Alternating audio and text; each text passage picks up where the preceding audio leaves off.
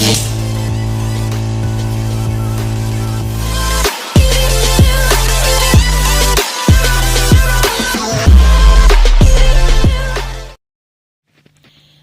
वालेकुम नाज़रीन, आज हम एक नई रेसिपी के साथ हाज़िर हैं और आज हम बनाएंगे मूली का पराठा। एक मूली और एक पराठा। तो पहले हम इसको अच्छी तरह वॉश करके तो ये कद्दूकस करेंगे और फिर हम इसको पराठे में डालेंगे। इसको पील ऑफ कर लें नाज़रीन। आज हम अच्छा सा पराठा बनाएंगे मूली का।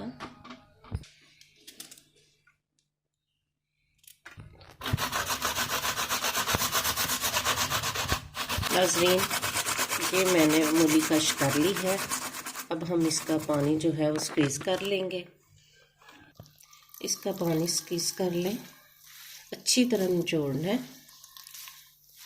ताकि पानी अंदर ना रह जाए। कम से कम हल्दी, हाफ टी स्पून सुरख मिर्च, टेबल स्पून साल्ट।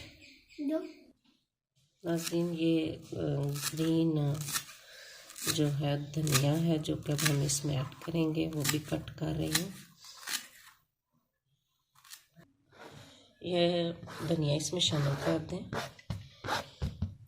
मूली को अब अच्छी तरह से मिक्स कर लें। नाज़रीन, अच्छी तरह इसको मिक्स कर लें।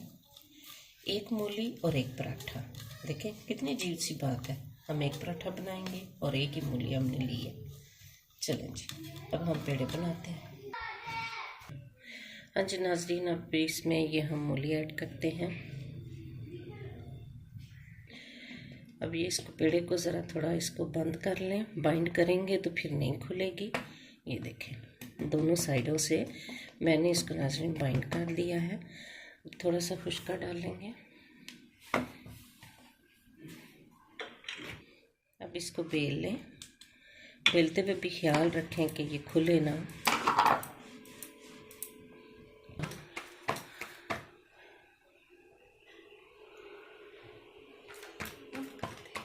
ये ये डाल दिया। ऑयल शामिल करें ऊपर।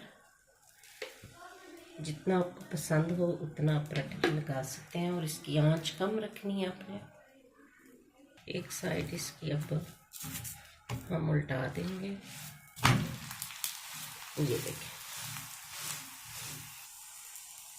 हाँ जी नाज़रीन, जो मेरे चैनल पर नए हैं वो सब्सक्राइब करें, लाइक करें, शेयर करें और कमेंट्स में बताएं कि आपको मूली के पराठे कैसे लगते हैं। ये देखिए, मैं दोबारा इस पर ऑयल डालूंगी। ये ऑयल और लगा लें। इसकी साइड बदलें।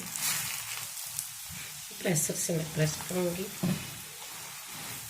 हल्के हाथों से आप इसे बनाएं। नाज़रीन, हमारा ये मूली का पराठा तैयार है। ये देखें कितना मज़े का और ये क्रिस्पी बना है। ये देखें,